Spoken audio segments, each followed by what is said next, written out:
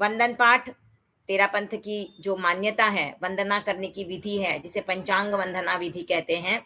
पंचांग वंदना विधि में हमारे शरीर के 5 अंग मिलते हैं और हम वंदन करते हैं। तो साधु साध्वियों को, जो चारित्रात्माएं हैं, जिन्होंने 5 महाव्रत पालन कर रहे हैं, उनको हम जब वंदना करते हैं तो पंचांग वंदना विधि से हम वंदना करते हैं। तो वंदना क्यों करनी चाहिए, पहले ये समझे। वंदना करने से हमारे नीच गोत्र कर्म का क्षय होता है और उच्च गोत्र कर्म का बंध होता है, यानी अशुभ कर्मों का क्षय होता है और शुभ कर्मों का बंध होता है। इसलिए गुरुओं को वंदना की जाती है। हम जब ये वंदना करते हैं तो हमारे 5 अंग मिलते हैं। आप देखिए, जब भी आप मत्थेन वंदामी करते हो तो आप ध्यान दीजिएगा, दोनों घुटने, आपके दोनों हाथ और मस्तक, ये 5 अंग मिलते हैं। इसे तेरा पंथ में पंचांग वंदना विधि के नाम से जाना जाता है और हम इसी विधि से वंदना करते हैं।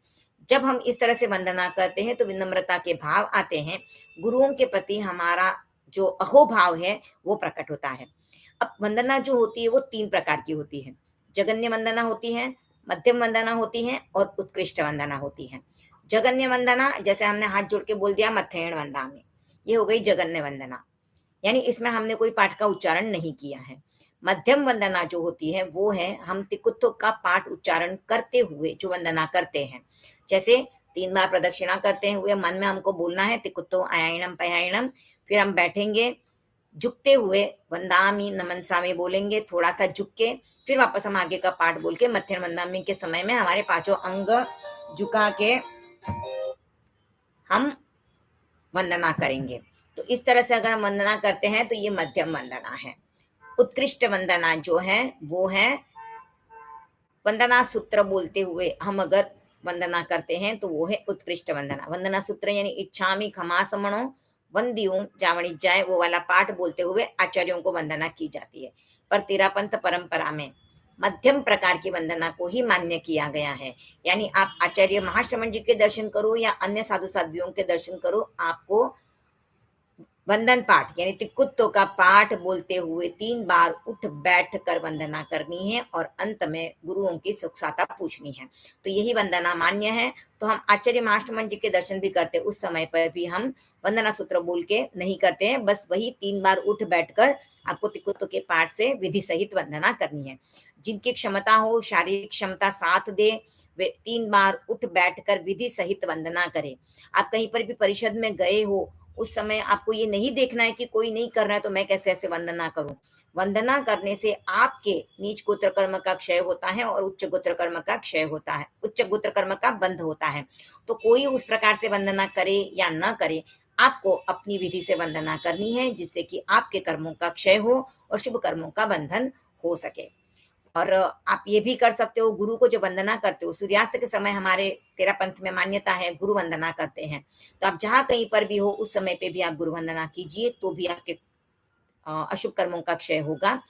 और दिन भर में समझो सूर्यास्त के समय पे आप नहीं कर पा रहे हो तो दिन भर में जब भी आपको टाइम मिले तो एक बार विधि सहित उठ बैठकर गुरुदेव को वंदना करके उनकी सुख साता पूछ लेनी चाहिए।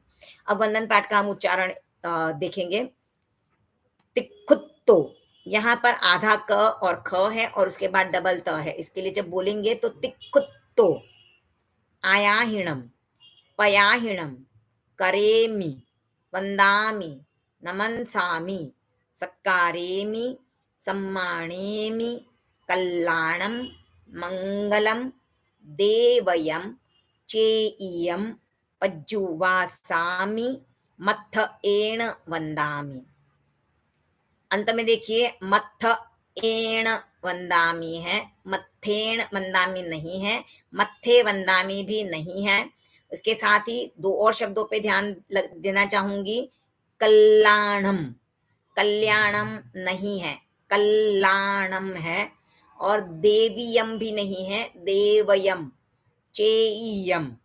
पज्जुवासामी, स्वामी नहीं है, पज्जुवासामी, ये इसका उच्चारण है वंदन पाठ का। अब इसका अर्थ समझने से पहले हम इसकी विधि को समझेंगे, क्योंकि जब हम वंदना करते हैं तो विधि आगे पीछे होती है, हमारी प्रदक्षिणा ऊपर नीचे हो जाती है। 3 बार के बदले कोई 5 बार प्रदक्षिणा दे देता है, कोई 1 ही बार दे देता है। तो ये सब ना हो, इसलिए हम इसकी विधि को समझेंगे। तो सबसे पहले हमारे हाथ आनंद केंद्र पर जुड़े रहेंगे। आनंद केंद्र पर जुड़े और हम प्रदक्षिणा देंगे दाई से बाई ओर। अब दाईं से बाईं ओर जो देते हैं वो प्रदक्षिणा आप जब देते हो तो आपको ऐसे नीचे जाना है। ऐसे भी जाओगे तो दाईं से बाईं ओर होता है, लेकिन हमारी परंपरा में जो मान्य है वो वंदना हम यहाँ से स्टार्ट करेंगे दाईं ओर। आपको मेरा हाथ यहाँ पे उल्टा दिख रहा होगा शायद, पर देखिए मेरा राइट साइड है ये। तो राइट साइड में आपके हाथ रहेंगे और आप नीचे से प्रदक्षिणा देना शुरू करोगे और ऊपर आओगे मस्तक तक, और यहाँ नीचे नाभि तक, यानी नाभि से मस्तक तक ही आपकी प्रदक्षिणा होनी चाहिए। न तो मस्तक के ऊपर जानी चाहिए, न नाभि से नीचे जानी चाहिए, और न सिर्फ इधर उधर घूमनी चाहिए। तो आपकी प्रदक्षिणा देते समय आपका हमेशा हाथ इसी तरह से घूमे। आप दाहिनी ओर से स्टार्ट कीजिए, मस्तक तक आइए, नाभि से मस्तक तक ऐसे 3 बार प्रदक्षिणा दे दीजिए, और उसके बाद आपके हाथ आनंद केंद्र पर जुड़े रहेंगे। अब जब आप प्रदक्षिणा दे रहे हो उस समय पे आपको मन ही मन तिक्खुत्तो, आयाहीणम, पयाहीणम इन शब्दावली का उच्चारण करना है। जब करेमी पाठ आता है, करेमी बोल रहे हो, उस समय पे आपको घुटनों के बल बैठ जाना है। फिर थोड़ा सा झुक कर, यानी इतना ही झुकना है, और आपको बोलना है वंदामी, और उठते समय आपको बोलना है नमनसामि, यानी इतना सा झुके, वंदामि, नमनसामि। फिर आगे का पाठ बोलिए, सत्कारेमि, सम्मानेमि, कल्याणम, मंगलम, देवयम, चेयम, पज्जुवासामि। यहाँ तक हो गया।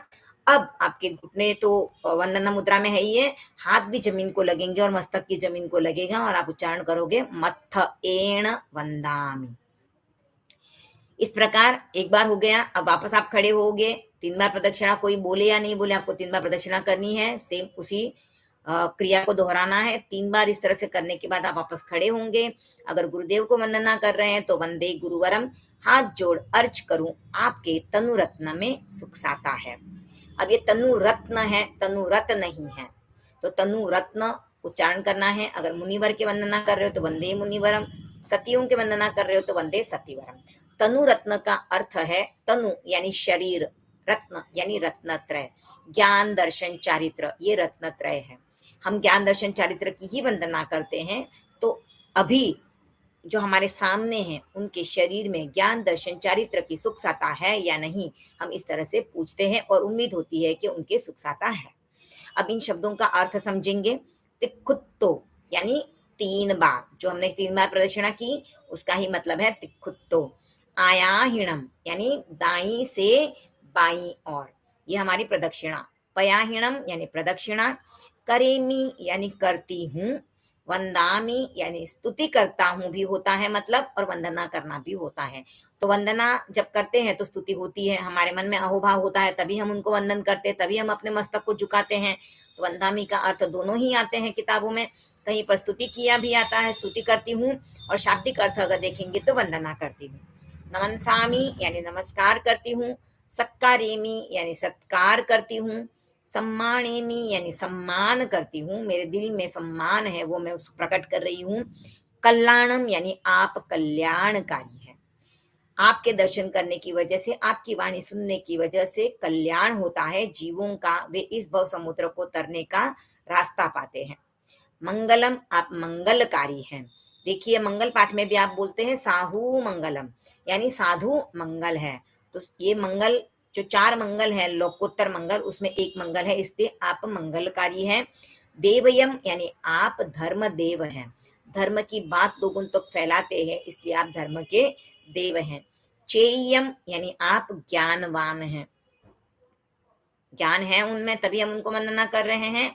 पज्जुवासामी यानी मैं आपकी उपासना करती हूँ। पज्जुवासामी का शाब्दिक अर्थ है पर्युपासना करना। पर्युपासना यानी उनके उनके पास में जाकर, उनके आभा मंडल में जाकर, उनके ऑरा के बाजू में जाकर हम उनकी उपासना करते हैं, यानी उनके निकट बैठते हैं, उनसे चर्चा करते हैं, उनसे कुछ बातें समझते हैं, उनकी सुख साता पूछते हैं, इसे कहते हैं पर्युपासना करना। मथ एण वंदामी यानी मस्तक झुकाकर उनको वंदना करती हूँ। तो ये वंदन पाठ का अर्थ है। अब आप जब भी वंदन पाठ करो इसके साथ आपको शब्दों का अर्थ समझ में आएगा, और आप उससे आपके भाव जुड़ेंगे, और वंदना करते समय आपके मन में वो अहोभाव भी आएगा।